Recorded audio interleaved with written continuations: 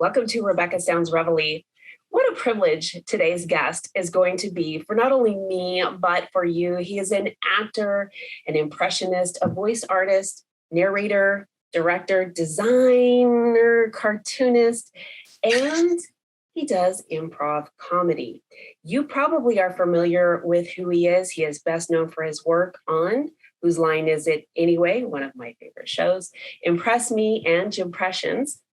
Since 2017, he has captured the audience with his voice as Colonel Sanders in the advertising campaign for KFC.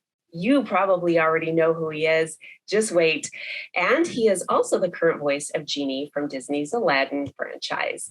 He has appeared in many films such as Nixon, Apollo 13, The Paper, viral vignettes, and he's created dozens of characters and weapons and vehicles for the original Thundercats, which is an animated series. If you haven't caught it, most of us have, but if you haven't, you're going to be able to find out where and how today. And he is involved with 3 upcoming productions, including Hunters, Gaslit, and the Big Door Prize. We're going to talk about all of those. With me today is an extraordinary man of expertise and flair. Welcome, Jim Meskimen. Thank you so much. That was a really gracious introduction. I appreciate it. And thank you for your service. And I want to thank all the service people that happen to be tuning in or listening in. And thank you all for your service. We are deeply indebted to you.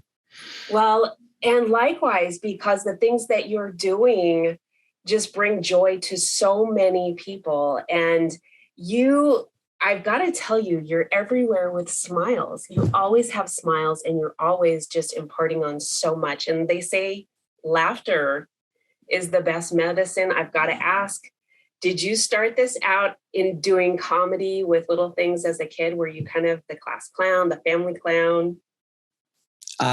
Well, I grew up in an acting family, right? My mother is Marion Ross, who was in Happy Days, played Marion Cunningham, and is, been called America's mom. And she was my biological mom, and but I share her with everybody. So it was not unusual for us to play characters and do voices and have fun that way. And we did have a happy home life, with the caveat that my parents were divorced when I was about 8. So it was my mom, who everybody knows, is very different from Marion Cunningham because she raised 2 kids by herself, which I think would have been difficult for Marion Cunningham to do. But it was difficult for my mom to do too. But there was a lot of laughter and a lot of invention and creativity, which is what I think the greatest gift that my mom gave me is an appreciation for just being creative as many ways as you can. I love that.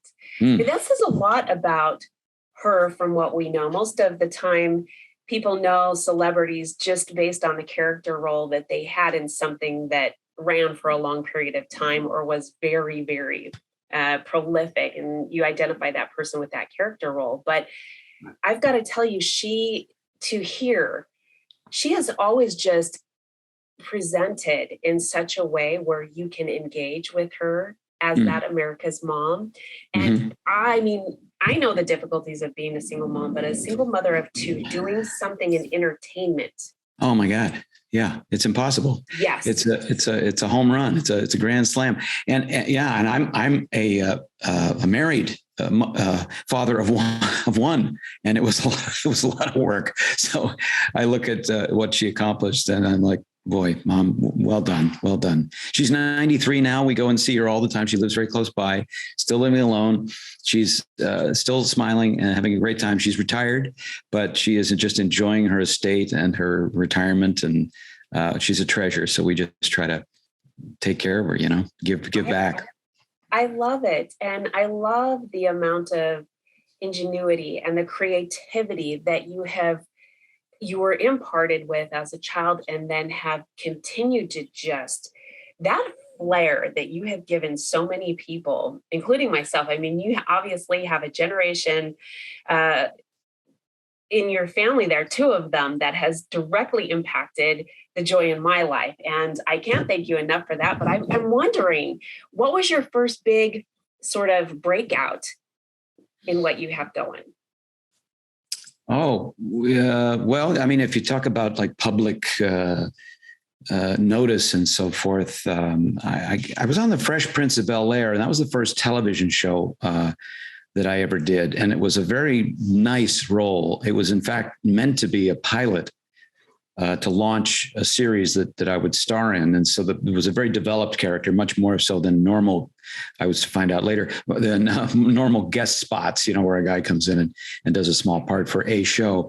And sure. I played Will's teacher, and who did impressions, by the way. And it was kind of modeled a little bit after Robin Williams and a Dead Poets Society, somebody who thought outside the box and stood up on the desk and, would do characters and voices and was a little bit unorthodox.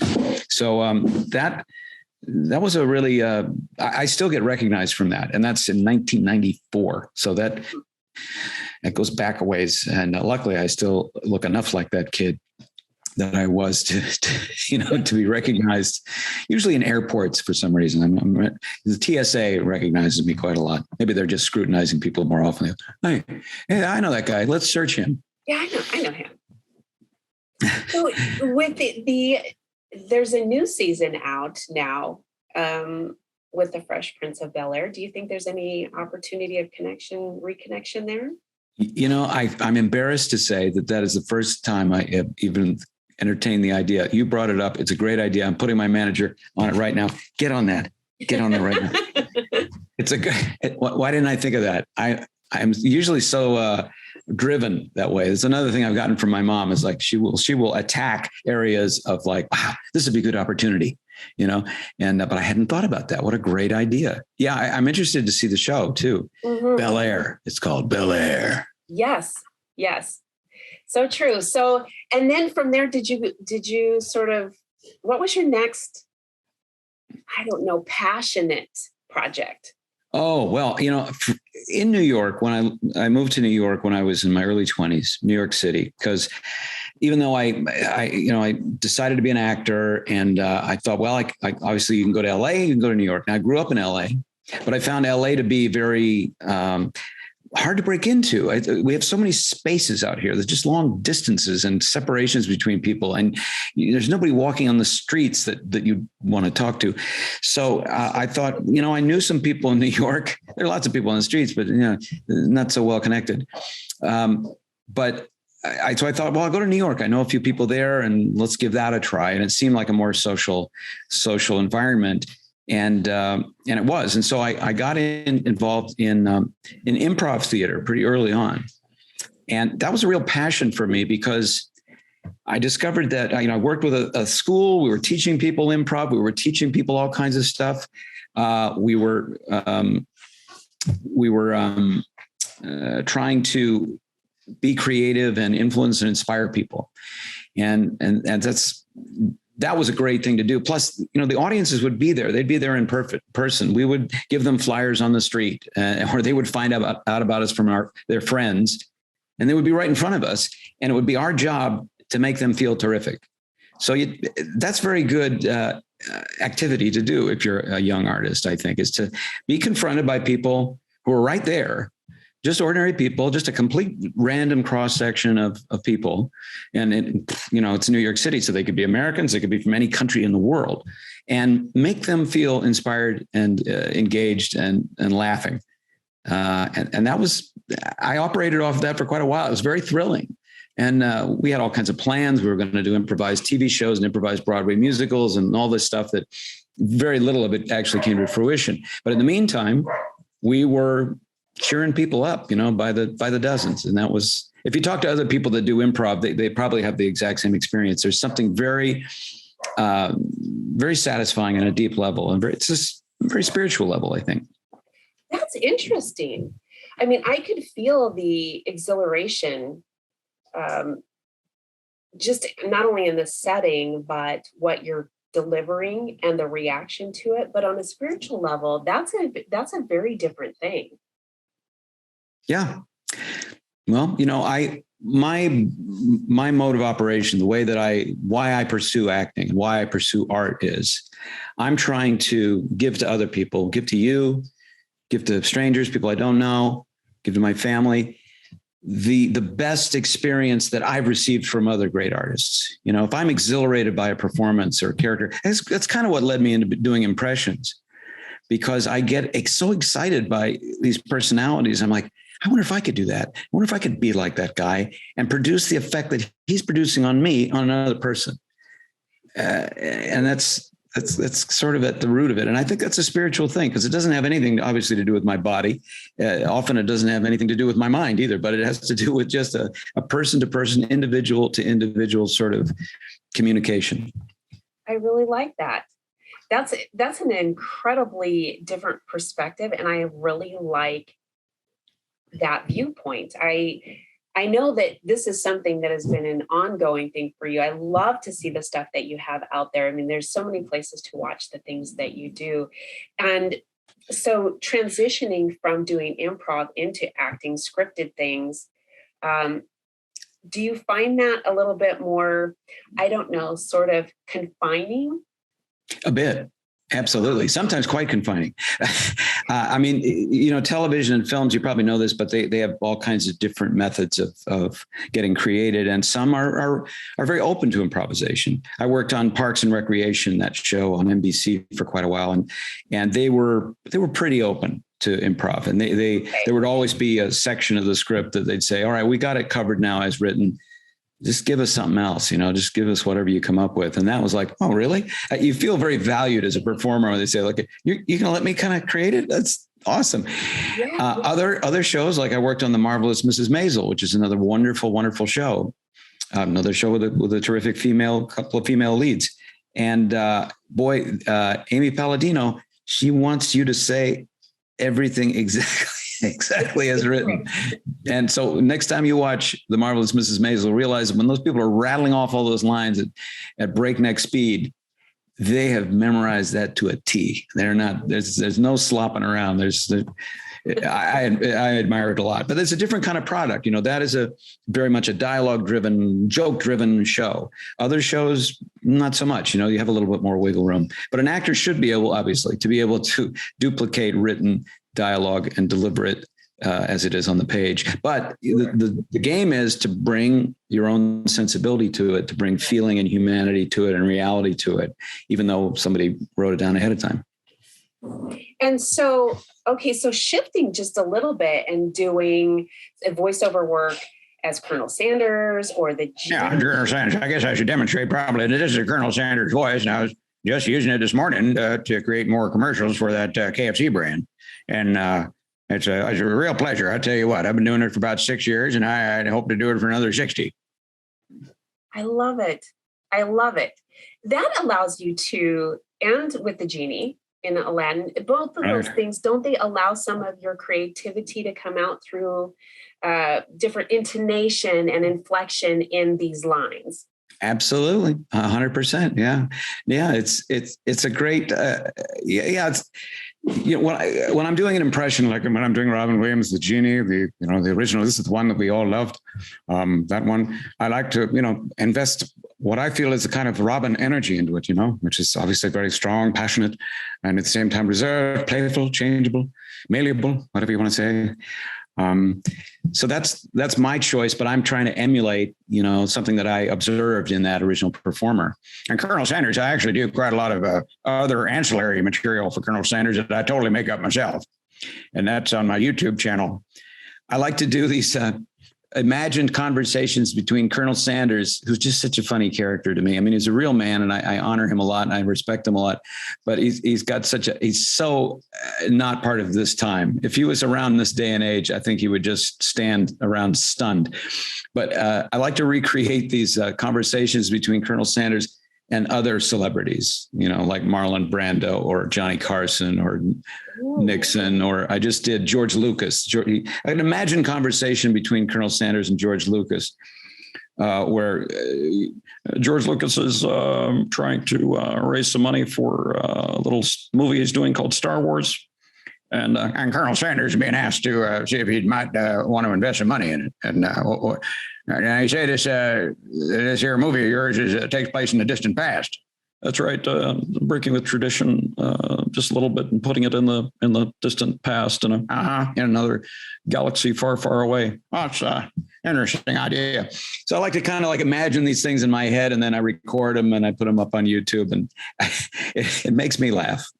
I love this. This is an incredible, invaluable talent that you have. I just can't, I don't know how you are able to perfect it just so astutely. Well, thanks. I mean, it's a lot of practice. I mean, it'd be like I think of it like a musician. I'm not a musician, but I like to sing, but I don't play any instruments. But I've noticed a lot of my friends who do, they have spent innumerable hours on with a guitar in their hands, just noodling around, trying out chords, trying to copy different songs, so that if they just walk into Guitar Center and pick up a guitar, they can do something amazing. You're like, oh my God, that's kind of what I flatter myself that that's kind of what I'm doing with my voice. I kind of like that. If you can flatter yourself, you know that it's going to be conveyed pretty well to everyone else. Yeah. If you can flatter yourself, somebody else might catch on and try to flatter you right back. Now, let's go with that for a second, because flattery sometimes it's really a way to gain votes. And I know that you do really great presidential impressions as well. That's right. I've done that. Used to was the commander in chief of the United States of America, George W. Bush. Now he's the head painter, as far as I know. Them portraits of the former servicemen and so forth. I love this. I absolutely love this. I mean, I'm just sitting here listening to the different voices that you do and hanging on every word, because of how I would not be able to decipher whether it was the real, Slim Shady, please stand up kind of there. I mean, this is fabulous. This is so exciting. So with all of these things that you've had ongoing over a long period of time, you're now working and have some things in production that I really think we should talk about, one in particular. And so let's kind of venture that way. Yeah, there's a show called Gaslit, and Gaslit is about the Watergate era, and it stars Julia Roberts and Sean Penn. And it's about Martha Mitchell and John Mitchell, basically during the Watergate period. He was the attorney general and she was his wife, and knew a lot, or had, was very vociferous, let's say, very talkative about things that were going on that probably the men involved didn't necessarily appreciate having exposed to the public on broad media lines at the time. I've not seen the show. I've read a couple of the scripts that I was involved in. I play a Senator Gurney, but it's, these days we're people that are creating for television are enjoying a kind of a renaissance. This is sort of a golden age of television. And because there's so many platforms and so many opportunities and so many companies trying to put up content and tell stories, mm-hmm. that we're looking back at periods of time like the Watergate era, the 70s. And I think it's fun to watch, particularly, I mean, I'm in my 60s now. So anything that captures that period, I was 13 years old when all that stuff was going on. I remember the names, I heard the names on television, but, not really very clear on exactly what that was about. And I don't know if this show will make it any clearer, but at least it's a world that I want to see again. I want to catch it again, mm-hmm. and have an opportunity to learn from. And so, so this will be I think, a very engaging and fun and dramatic and funny series. I think there's moments of great humor in it. Sean Penn was wild to work with. He's under so much prosthetic makeup, beautifully designed by Kazuhiro, the same Japanese designer that designed the makeup for Gary Oldman in Darkest Hour. Yes. And I met him years ago when he was just starting his American career, when I worked on The Grinch. And he was working for Rick Baker in his studio. And I believe he applied the makeup every day on Jim Carrey. Not 100% sure that, but he was definitely in the studio. So anyway, he did Sean Penn's makeup. And when I first met Sean Penn, I was a little nervous. You're always nervous meeting a big Oscar-winning movie actor or actress. And I've met many of them. but this fat guy that kind of looked like William Frawley from I Love Lucy stood up and said, "Hi, I'm Sean." And I said, "If you say so." There was no evidence of it at all. This tiny little, his eyes, maybe it's like, okay, I guess you're right. Yeah. Eyes are kind of one of those things where they say the window to the soul. So no matter how much you change everything else, those two things sort of stick right in. That's true. But if there's contradictory information going around all around the eyes, I mean, he's bald. He's got probably fake ears on. He's got a big neck and a big hump on his back and a big belly. And it's like, wow, it looks very natural. And it's just so artistically done. It's gorgeous. Anyway, he's obviously a magnificent actor. I work with Julia Roberts as well. And she looks lovely and didn't opt to put on a lot of makeup, prosthetic makeup. So, okay. I think she still wanted to look. She wanted to be Martha Mitchell, but also still look beautiful like Julia Roberts. I understand. Well, I really think that this is neat because you mentioned something that I hear so often. You mentioned something as an answer to something that I hear so often. And that is, why is it that Hollywood is they go back in time to these shows? And I mean, we've got all this stuff going on right now. Can't people create new content and things like that? But you've really hit home on something. And then, yeah. What is that? What is that for you? It's the same thing, because I know when I was 10, 11, 12, 13, 14, and in my teenage years, I was focused on all of the fun things that were going on around me. I was not paying attention to what's going on in this particular area of life politically or whatever. I mean, you would hear about it and you maybe catch the headlines, but it wasn't, unless you were really involved with history. And I wasn't. I was, hanging out all over Los Angeles and meeting people and having a good old time. So culturally, I was great at all the social stuff. But historically, no. And I wasn't paying attention to the deep parts of things that impact our lives now and why it's so important for us to do that now. Yeah, I hear you. And I think I was more interested in that world, the political world. I hate politics. I'm not interested at all in it as an adult. But at the time, the magazine that I liked the best, which was Mad Magazine, had a lot about Watergate and a lot about Nixon and the faces of these guys, and Spiro Agnew. I still remember how Spiro Agnew spoke with that strange kind of upper crust gangster thing he had. And the faces, they would draw these faces and I would try to, I was drawing all the time as a cartoonist, just trying, it's so inspired by those crazy faces and all, people in the political realm, say what you will about them, but they have some interesting faces. And they've come by them the hard way, I think, in a lot of ways. And they're a lot of fun to draw, especially if you're a cartoonist. So I think that's what sucked me into the whole, well, who is Nixon and Ehrlichman and Haldeman and how does he look? And otherwise, I mean, if it only came from Walter Cronkite, I don't think I would have been that engaged. Understandably so. I think you're right. Some of those prominent features make it great for cartoons. And I mean, any illustrations, when people can do that, it just blows my mind. I know someone who used to do that in one of the positions that I was in the law enforcement area. And I would just think how talented it is that this person can do that and then create something and just capture the humor in it and so spot on, which brings, it begs the question about Thundercats and how you got involved in that. Yeah. So I was in my 20s. I was a freelance artist. I knew I wanted to be an actor, but to be an actor takes an investment of time and shoe leather and, intention. And I lived in New York City, which was, I thought it was expensive then. Now I don't know how anybody lives there. But so I was taking my portfolio around, schlepping it around and trying to get jobs. And I happened to get a meeting with Jules Bass of Rankin Bass. And they were looking for a storyboard artist for this new show they were doing called Thundercats. This is like 1984, 85. And I had worked for a very short time as an assistant to a storyboard guy at Hanna-Barbera Studios. And again, I have to thank my mom, Marion Ross, again, for pushing me.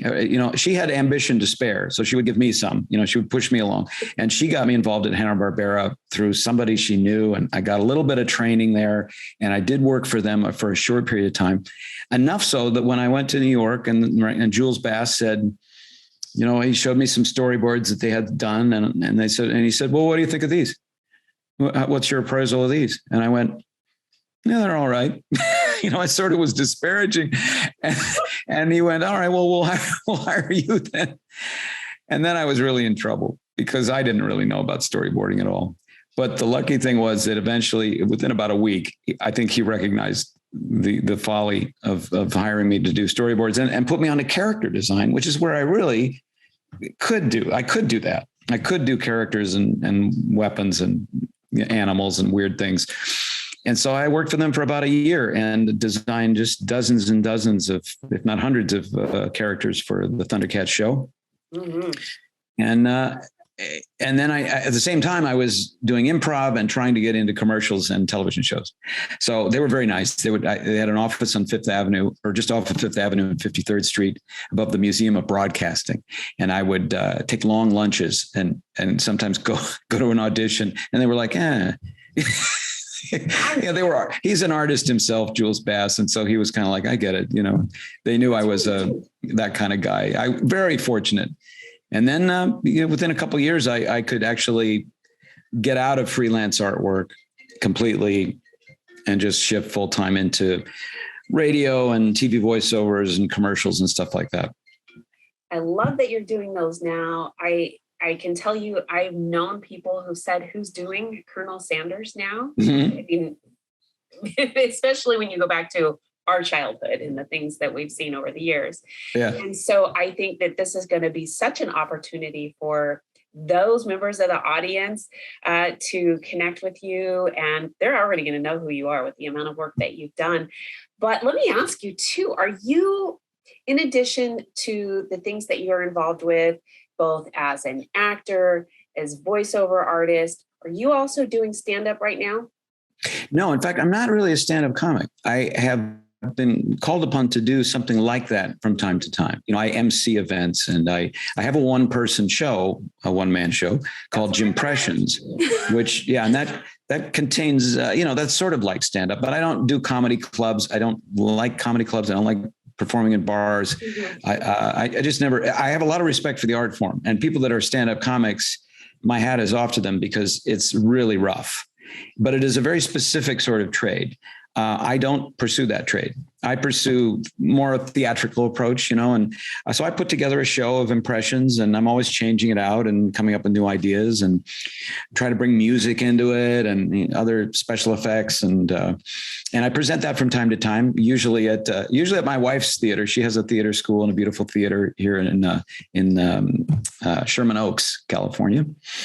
But I've done it all over the world. Actually, I've done it in Australia and in England and Canada, and popped around in the East Coast. And so I'm hoping to get it started. In fact, I just got an offer today, so I will be doing it again, popping around. And obviously the COVID thing has really put the kibosh on getting an audience together for a while there. But I think now people are ready to go out and enjoy some JIMPRESSIONS again.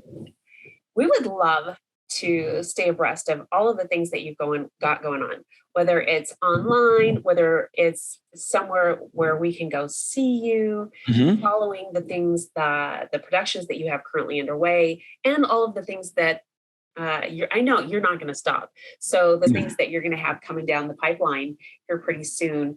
Let me ask you, what would be, for those that are watching and for those that are listening, be the best way to connect with you and to stay on top of everything that you've got going on and just really connect? Well, I have a website, jimmeskimen.com. I can't say that I update it very much, though, but I'm on YouTube all the time, and Instagram, and also TikTok now. And my YouTube channel, I feed regularly. It's like an insatiable beast. So I'm putting up videos at least once a day, sometimes twice or 3 times a day. And I talk about all kinds of things on that YouTube channel. I do fun things like a celebrity fortune cookie, where I open a fortune cookie every day in a celebrity voice, spin the wheel. And I do the Colonel Sanders material. I'll do that on the YouTube channel as well. And then I do actor tips. My experiences as a working actor. I share if something happens that's unusual, I thought another aspiring actor or artist would like to know about or should know about, I will share that. I also have videos of my mom, some fun things we've gotten her to do with my daughter, with my wife. We have a lot of content and a lot of stuff that we like to share with people. So YouTube, just look up my name, Meskimen. Or JIMPRESSIONS is probably the easiest thing, and you can subscribe and there's a lot of content there, more than any human being could absorb. But you can sort of take your pick on what you want to check out. There is. I was captivated by it, so I'm going to tell you it is, and you are very talented. I want to thank you so much for taking your time with us today, so that we could get to know you a little bit, connect with you, watch what you've got going on, and embrace the opportunity to grab some more smiles and joy, because you're delivering it. No, I appreciate it. Those are good words. Good words. I want to thank you again too for your service, both as a service person, but also as a police officer. I mean, it's a big contribution, and thank you for that as well. Thank you so much. And I want to thank all of you for tuning into another episode of Rebecca Sounds Reveille. Please do connect with Jim. You've got to see the work that he's got going on. And if you're on TikTok, you can watch him all day long there, but then you got to head on over to YouTube, because there's so much more. And I'm going to tell you, you'll have time. There's tons of streaming out there, and but if you say, hey, I've got some gaps of time, this is where you need to fill it, because I'm going to tell you what, it's going to pick you up. It sure did me. I thank you all for tuning in, like I said, to another episode. And I ask that you get this information out there to your friends, your family, your loved one, everybody you know on social media. And everybody that you don't.